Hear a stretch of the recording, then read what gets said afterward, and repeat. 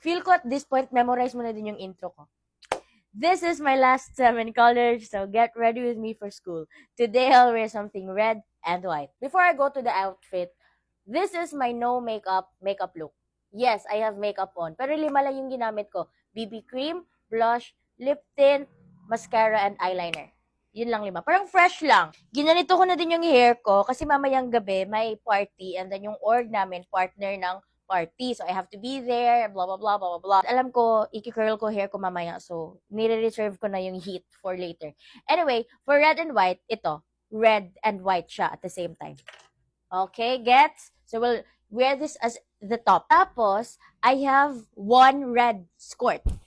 Okay, so let's wear them together. Okay, so ito yung initial look. This is how they look together. Maybe. Yes. Also, saan galing tong dalawang to? Malamang ukay. Alam mo na yan, T. For the shoes, white. Correct?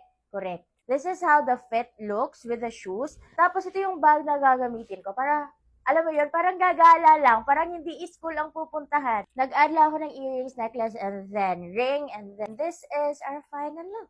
I don't know if I can take pictures, but for more, updates, see you on Instagram. Bye-bye.